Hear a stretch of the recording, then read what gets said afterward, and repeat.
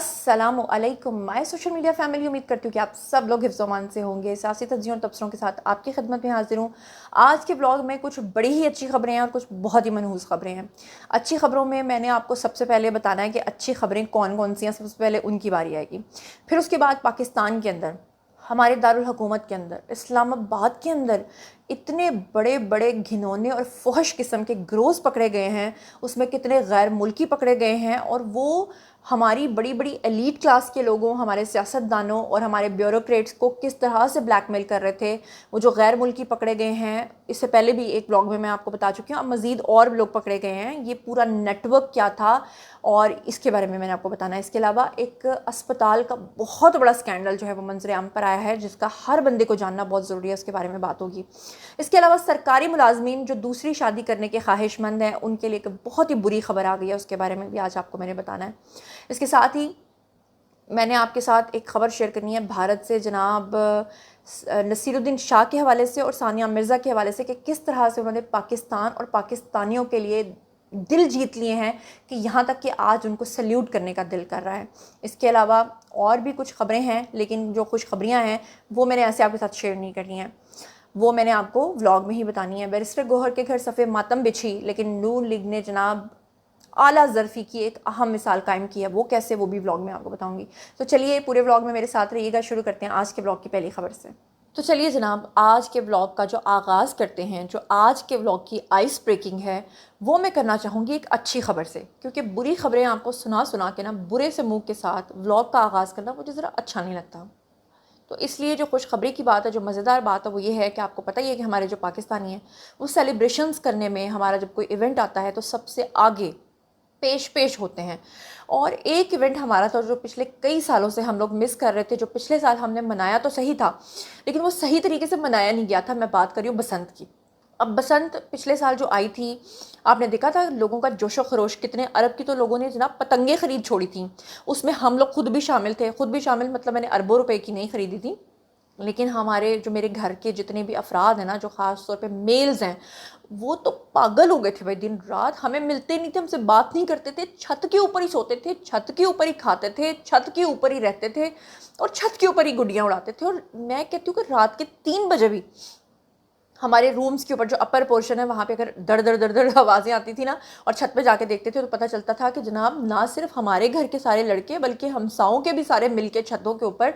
और छतें तो हमारी ऐसे बनी हुई थी ना, यकीन करें कि मैं जिन घरों की छतों के ऊपर आज तक कभी किसी को देखा नहीं था, वो लोग भी छतों के ऊपर सेलिब्रेट कर रहे थे। ये तो आप सब लोग जानते हैं। लेकिन हुआ क्या था कि मरियम नवाज साहिबा ने पिछली दफ़ा जो 3 दिन के लिए बसंत का ऐलान किया था, उन 3 दिनों में हवा ही नहीं चली। और जब बसंत का उन्होंने मना कर दिया तो उसके बाद हवा चलने लगी। और वैसे भी वो मुझे लगता है कि राइट टाइम नहीं था, शायद आई थिंक फेब में आई थी। तो अब अच्छी बात यह है कि मरियम नवाज ने दोबारा से बसंत मनाने का ऐलान कर दिया है। और लिटरली यकीन करें कि मेरी फैमिली के जो लोग अब्रॉड रहते हैं, वो यहाँ तक कह रहे हैं कि हम पाकिस्तान आके जो है वो अपनी बसंत मनाएंगे, लेकिन हम बसंत को मिस नहीं करेंगे। इस हद तक क्रेज़ है। और अब जो हमारी सीएम है जी, उन्होंने लाहौर बसंत 2027 का ऐलान ये किया कि उन्होंने कहा है कि बसंत की जो डेट्स हैं वो ऑलरेडी अनाउंस कर दी गई हैं। उन्होंने कहा है कि बसंत जो है वो 12, 13 और 14 मार्च को मनाई जाएगी और लाहौर के अंदर मनाई जाएगी, क्योंकि पिछली दफ़ा कहा गया था कि सारे शहरों में मनाई जाए, लेकिन कुछ हादसात भी पेश आए थे गले में डोर फिरने के। हालांकि बड़ी सख्ती भी की थी, लेकिन इस तरह की चीज़ें जो हैं वो सामने आई थी, रिपोर्ट हुई थी, जिसकी वजह से अब की बार मरियम नवाज ने फिर से लाहौर ही के अंदर बसंत मनाने का ऐलान किया है। बाकी शहरों को भी उन्होंने अलाउ नहीं किया। उन्होंने ये कहा है कि फिर से रंगारंग सकाफत, मौसीकी, जश्न जो है वो मनाया जाएगा। मरियम नवाज ने उन लोगों को जो ओवरसीज़ हैं कह दिया है कि भाई अगर आपने आना है तो अपनी टिकट्स पहले से बुक करा के रखो। लेकिन इसमें बात फिर वही आ जाएगी कि अगर उन 3 दिनों में बारिश हुई, तो अगर उन 3 दिनों में जो है वो हवा ना चली, तो मेरे ख्याल से 3 दिन जो है ना एक फेस्टिवल के लिए बहुत ही कम है। कम अज़ कम एटलीस्ट 10 दिन तक जो है वो इस चीज़ की इजाज़त देनी चाहिए। लेकिन बहरहाल आप लोग क्या सोचते हैं, आप लोग बताइएगा। मैं चलती हूँ अगली खबर पे। अब अगली खबर जो है ना, वो आधी अच्छी है आधी अच्छी नहीं है, लेकिन मैं आपको पूरी खबर सुनाऊंगी, ठीक है। अब मैं पहले आपको अच्छी खबर सुना देती हूँ, फिर मैं आपको बुरी खबर सुना देती हूँ। अच्छी खबर ये है कि डीज़ल की कीमत के अंदर गवर्नमेंट ने बड़ी कमी की है, लेकिन बाकी की आधी खबर ये है कि पेट्रोल को फिर महंगा कर दिया। अब नाक को अब यहाँ से पकड़ें या वहाँ से आके पकड़ें, इसलिए मैंने कहा कि ज़्यादा खुशखबरियाँ ना सुने, थोड़ी सी बुरी खबरें भी सुनने की आदत रखें। اب خبر یہ ہے جناب کہ پیٹرولیم ڈویژن کی جانب سے ایک نوٹیفیکیشن جاری کیا گیا ہے جس میں ڈیزل کی جو قیمتیں کم کی گئی ہیں وہ کی گئی ہیں جی 32.63 روپے، یعنی تقریباً 32.5 روپے کم کر دیے گئے ہیں ڈیزل کی قیمتوں میں. تو یہ ایک اچھی بات ہے، خوشائن بات ہے. اب جو نئی قیمت ہے ڈیزل کی کمی کے بعد وہ ہو گئی ہے جو 363.06 روپے، لیکن پیٹرول کی قیمت میں 2.97 روپے جو ہے فی لیٹر اضافہ کر دیا گیا ہے. مطلب 3 روپے پیٹرول جو ہے وہ مزید مہنگا کر دیا گیا ہے. پیٹرولیم مصنوعات کی قیمتوں میں رد و بدل جو ہے وہ ایک دن کے لیے کیا گیا ہے. باقی کی امید جو ہے وہ کسی طرح رہنا، میرے تو نہ رہنا ہے. کل تک شاید میں یہ ولاگ جب یہ اپلوڈ ہو تو کہانی کدھر پہنچ جائے. چلتے ہیں جی اگلی خبر پہ. اب رخ کرتے ہیں وفاق والی سائیڈ پہ، ان کے شہر یعنی شہر اقتدار یعنی کہ اسلام آباد کا. مجھے سمجھ نہیں آتا کہ اسلام آباد نہ ہو گیا کوئی گناہوں کا گڑھ ہو گیا. ہر بڑا کرائم اگر میں ریسنٹ مہینوں میں آپ کو بتا رہی ہوں نا تو اس کا تعلق اسلام آباد سے نکل رہا ہے. اور حیرت کی بات یہ ہے کہ آپ دیکھیں کہ وہ ہمارا دارالحکومت ہے، یا آپ یہ دیکھیں کہ وہاں پہ ہماری انٹیلیجنس کے لوگ کتنے سٹرونگ ہیں، اس کے باوجود اسلام آباد سے ایسے ایسے واقعات رپورٹ ہو رہے ہیں جس کی کوئی انتہا نہیں. آپ کو یاد ہوگا سے کچھ عرصہ پہلے چائنیز کا بھی ایک سکینڈل پکڑا گیا تھا اور نیم اریاں حالت میں وہ لوگ گرفتار بھی ہوئے تھے وہاں سے جب وہ ایک کال سینٹر چلا رہے تھے. اور ابھی 2 دن پہلے میں نے آپ کو رپورٹ کیا تھا کہ جناب ایک بہت بڑے کال سینٹر کو جو ہے وہ بند کیا گیا تھا. اور اس کے علاوہ میں نے آپ کو ایک اور خبر بھی دی تھی نا کہ بڑے بڑے سیاستدانوں کو جو لوگ بلیک میل کرتے تھے اور ان کے فحش قسم کے ویڈیوز بنا کر ریکارڈ کرتے تھے، وہ خبر بھی میں نے آپ کو دی تھی. اور اب فائنلی ایک اور خبر آ گئی ہے جی اسلام آباد سے. خبر یہ ہے کہ غیر اخلاقی مواد تیار کرنے والا ایک اور کال سینٹر پکڑا گیا ہے. اس میں 275 غیر ملکی جو ہیں وہ گرفتار ہوئے ہیں. اس سے پہلے بھی میں نے آپ کو بتایا تھا، لیکن اب یہ مزید اور ہوئے ہیں. ایف آئی اے اور این سی سی آئی اے نے ایک اور مشترکہ چھاپا مارا ہے جس میں یہ غیر ملکی 275 لوگ جو ہیں پکڑے گئے ہیں. اس سے پہلے بھی میں نے آپ کو بتایا تھا کہ گورنمنٹ جو ہے وہ ان لوگوں کو جو پہلے پکڑے گئے تھے ان کو ڈپورٹ کرنے کی تیاری کر رہی تھی. اور اب سوچیں کہ 350 لوگ اور پکڑے گئے ہیں. اور حیرت کی بات یہ کہ پہلے جو پکڑے گئے تھے وہ گلبرگ گرینز سے پکڑے گئے تھے، اور ابھی یہ جو پکڑے گئے ہیں اس کا آپ یہ اندازہ کریں کہ پاکستان کس طرح سے ان لوگوں کی جو کرائم بیسڈ لوگ ہیں، جو کرمنل مائنڈڈ لوگ ہیں، آپ سوچیں کہ وہ کس طرح سے پاکستان ان کے لیے ایک اماجگاہ بن گئی ہے، ان کے لیے ایک جنت بن گئی ہے. وہ یہاں پہ آ کے یہ کام کر رہے ہیں. حیرت کی بات یہ ہے کہ وہ چاہتے تو پاکستان کے دوسرے چھوٹے رورل ایریاز میں بھی رہ سکتے تھے، وہ رہ بھی اسلام آباد کے اندر رہے ہیں. ایف آئی اے کے مطابق تمام ملزمان کو اسلام آباد کے سیکٹر I-10-3 وہاں سے گرفتار کیا گیا ہے. اور اس میں سب سے زیادہ جو لوگ گرفتار ہوئے ہیں وہ چائنیز ہیں. باقی جو دوسرے ممالک سے تعلق رکھنے والے لوگ ہیں وہ بھی پکڑے گئے ہیں. اور یہ لوگ کیا کرتے تھے جناب؟ غیر اخلاقی مواد کی تیاری میں ملوث تھے. غیر اخلاقی مواد کی تیاری کے لیے غیر ملکی خواتین اور مردوں کو بھرتی کرتے تھے. یہ غیر ملکی خواتین پتہ کیا کرتی تھیں؟ یہ بڑے بڑے سیاستدانوں کو، نامور لوگوں کو کالز کرتی تھیں. اس کے بعد یہ ان کو ویڈیو کالز کرتی تھیں، ویڈیو کال پہ نامناسب حرکتیں کرتی تھیں. اس دوران ان کی ریکارڈنگ کر لی جاتی تھی اور بعد میں ان سیاستدانوں کو یہ کہہ کر بلیک میل کیا جاتا تھا کہ ہم آپ کے ویڈیوز کو لیک کر دیں گے. یا ان لوگوں کو جن کی ساری ریپیوٹ یہ ہوتی ہے، اوبویسلی ریپیوٹ تو ہر انسان کی ہوتی ہے، ہر ایک کو اپنی عزت پیاری ہے. ویسے جس کو اپنی عزت پیاری ہے وہ ایسی حرکتیں کرے گا ہی کیوں. بہرحال ایف آئی اے نے الگ سے ایک فورن ایکٹ کے تحت جو ہے وہ ان سب کے خلاف مقدمہ درج کر لیا ہے، اور ان کی جانب سے پیکا ایکٹ کے تحت بھی مقدمہ جو ہے وہ درج کر لیا گیا ہے. اب آگے فردر اس میں جو ڈیولپمنٹ ہوگی میں اس کے بارے میں آپ کو بتاؤں گی، لیکن ابھی بھی ایک اور چونکا دینے والی خبر ہے، ذرا وہ ملاحظہ فرمائیں. اب ذرا ملاحظہ فرمائیں جی، یہ ایک اور بڑی افسوسناک خبر ہے. گردہ اسمگلنگ کا سکینڈل، اس میں اہم پیش رفت یہ آئی ہے کہ قائد اعظم اسپتال کے CEO کو فائنلی گرفتار کر لیا گیا ہے. کیا اس کی تفصیلات ہیں؟ ذرا سنیں کہ گردہ اسمگلنگ سکینڈل میں قائد اعظم اسپتال کے چیف ایگزیکٹو جن کا نام ہے جی شوکت بنگش، ان کو گرفتار کیا گیا ہے. اور 2 ڈاکٹرز آلریڈی ان سے پہلے گرفتار ہو چکے ہیں جنہوں نے تفتیش میں بہت ساری چیزیں بتائی ہیں. اب یہ جو گردہ اسمگلنگ سکینڈل ہے، اس میں یہ اہم پیش رفت سامنے آئی ہے کہ اس کے اندر ان کے باقاعدہ طور پہ ایف آئی اے نے اینٹی کرپشن ونگ جو ہے اسلام آباد کا، انہوں نے اور حیرت کی بات یہ دیکھیں، یہ بھی واقعہ میرے خیال سے اسلام آباد کا ہی ہے، اور یہاں پہ انہوں نے قائد اعظم اسپتال کے چیف ایگزیکٹو کو ہی پکڑ لیا ہے. ایف آئی اے نے بتایا کہ شوکت بنگش کو اسپتال میں مبینہ طور پہ غیر قانونی طور پہ گردے نکالنے اور انسانی اعضاء کی اسمگلنگ کے الزام میں گرفتار کیا گیا ہے، اور اب ان کو عدالت میں پیش کیا جائے گا. لیکن عدالت میں پیش ہو کے کیا ان کو سزا ملے گی؟ کیا آپ کو لگتا ہے؟ یا عدالت کوئی انصاف کر پائے گی؟ واللہ عالم. لیکن افسوسناک بات ہے کہ پاکستان کے ہاسپٹلز میں کیا کیا ہو رہا ہے، کیا کیا ہو رہا ہے. اس سے پہلے آپ کو یاد ہے میں نے آپ کو ایک اور واقعہ بتایا تھا جس میں خواتین جو ڈلیوری کرواتی ہیں ان کے اندر سے وہ جو پلیسنٹاز نکلتے ہیں، وہ پلیسنٹاز جو ہوتے ہیں ان کو آپ نے صحیح طریقے سے ڈسکارڈ کرنا ہوتا ہے. اور آپ کو یاد ہے کہ وہ چائنیز اور کتنے لوگ پکڑے گئے تھے جو ان پلیسنٹاز کو باہر کے ملکوں میں اسمگل کر رہے تھے، اور اس سے یہ جو آپ کو ایگزوزومز اور یہ لگتے ہیں نا باڈی میں، اسکن میں، آپ کو بیوٹی کے لیے، بیوٹی انہینسرز کے لیے ہم جو اس طرح کی چیزیں لگواتے ہیں، تو اللہ معاف کرے، آپ اندازہ کریں کہ چل کیا کیا رہا ہے. اب چلتے ہیں جی اگلی خبر پہ. اب بات کر لیتے ہیں جی ان لوگوں کے بارے میں جو سرکاری ملازمین ہیں اور وہ دوسری شادی کرنے والے ہیں اور اپنے والدین کو بھی نظر انداز کرتے ہیں.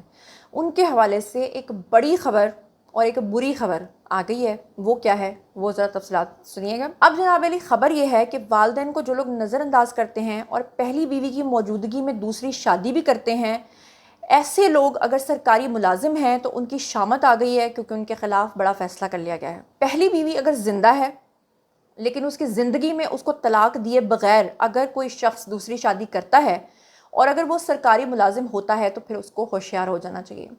یہ قدم ان کے لیے بہت بڑا نقصان ثابت ہو سکتا ہے.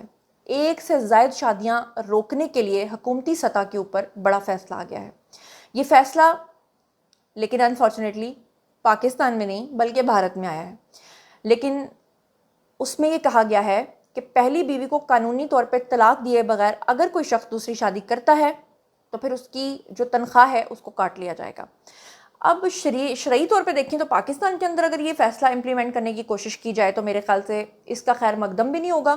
اور ہمارے جو علماء ہیں ماشاءاللہ سے انہوں نے تو پہلے 4 سال کر رکھی ہیں، تو وہ سمجھیں گے کہ ہمارا تو راستہ رک رہا ہے، تو آپ کو لگتا ہے کہ وہ پاکستان کے اندر اس کو امپلیمنٹ ہونے دیں گے. لیکن بھارت کے اندر یہ امپلیمنٹ ہوا ہے. وہ ایک الگ بات ہے کہ وہاں کی جو مسلم جنتا ہے وہ اس چیز کو اپوز کرے گی، کیونکہ وہ کہیں گے کہ یہ فیصلہ جو ہے شرعی طور پہ ٹھیک نہیں ہے. کیونکہ مجھے یاد پڑتا ہے کہ ابھی کچھ عرصہ پہلے جو ہے وہ حکومت کی طرف سے ایک پابندی لگائی گئی تھی کہ اگر کسی لڑکی کی عمر جو ہے 18 سال سے کم ہوتی ہے تو اس کی شادی نہیں ہو سکے گی. لیکن علماء نے اس چیز میں بہت آگے بڑھ چڑھ کے کہا تھا کہ یہ بات غلط ہے. شرعی طور پہ اگر کوئی لڑکی پیوبرٹی کو پہنچتی ہے تو وہ شادی کر سکتی ہے. تو بات یہ ہے کہ مذہب اپنی جگہ ہے، لیکن کبھی کبھی کلچر جو ہے وہ اس سے تھوڑا اختلاف میں چلا جاتا ہے. آپ اسے کس نظر سے دیکھتے ہیں؟ آپ کو آج کے دور میں کیا لگتا ہے کہ 18 سال سے پہلے شادی ہو جانی چاہیے یا نہیں ہونی چاہیے؟ اور آج کے زمانے میں جس طرح کا اکنامک پریشر ہے لوگوں کے اوپر، آپ کو لگتا ہے کہ لوگوں کو شادیاں کرنی چاہیے اور ایک سے زائد کرنی چاہیے؟ شادی کی اجازت میرے خیال سے اس لیے دی گئی تھی کہ بالکل پابندی لگ جاتی تو کوئی انسان دوسری شادی کر ہی نہ سکتا. وہ انسان جس کا جنون کیس ہوتا یا جس کو جنون شادی کرنے کی ضرورت پڑتی. لیکن شاید اس چیز کی پلی لے کر کچھ لوگوں نے اس کو اپنی ہابی بنا لیا ہے، اور اب وہ پچھلی بیوی کے ساتھ انصاف کیے بنا اگلی شادیاں کر کر کے بچے پیدا کرتے جاتے ہیں. تو اس کے بارے میں آپ کا کیا خیال ہے؟ یہ آپ لوگوں نے مجھے بتانا ہے. اب چلتے ہیں جی اگلی خبر پہ. اگلی خبر بہت مزیدار ہے. آپ کو پتہ ہی ہے کہ آج کل وہ بھارتی انڈسٹری جو اپنی اچھی فلموں کی وجہ سے پہچانی جاتی تھی، اب وہ خراب فلمیں بنا بنا کے اور فلاپ بزنس کر کر کے تھک چکے ہیں. آج آ کے ان کے پاس کامیابی کا صرف ایک ہی فارمولہ ہے، اور وہ ہے پاکستانی بیسڈ یا کسی مسلمانی بیسڈ ٹاپک کے اوپر وہ فلم بنائیں اور پھر پاکستان کے خلاف بنائیں.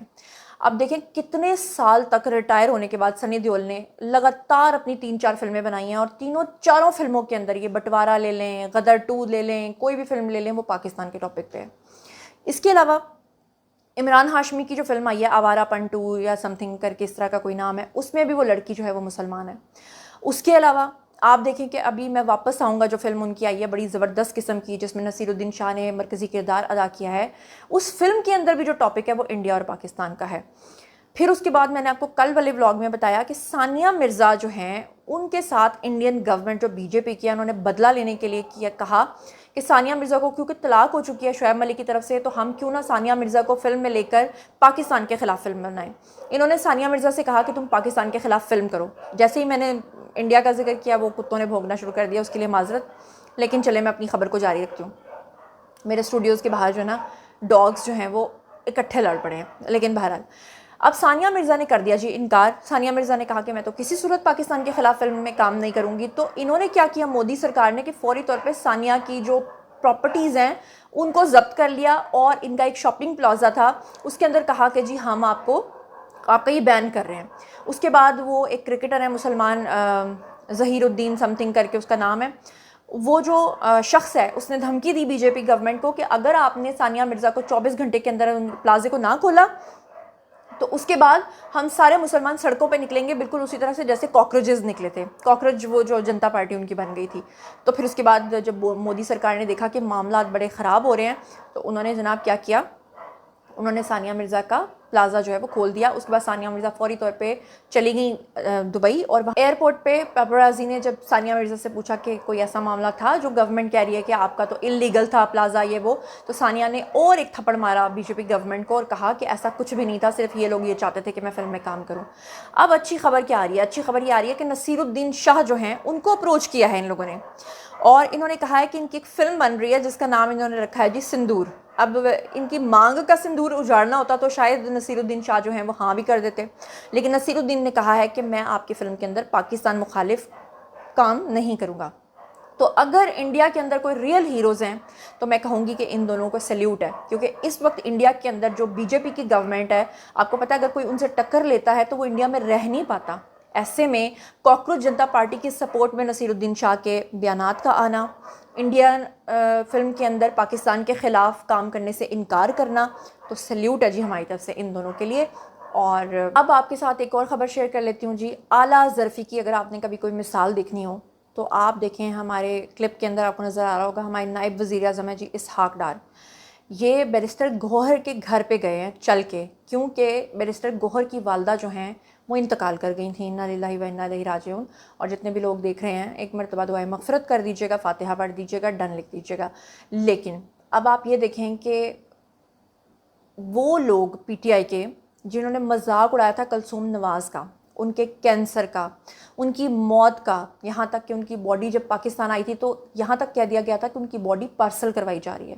کتنا مذاق اڑایا تھا نواز شریف جب شدید علیل تھے, جب ان کے پلیٹلیٹس گرے تھے ان کا.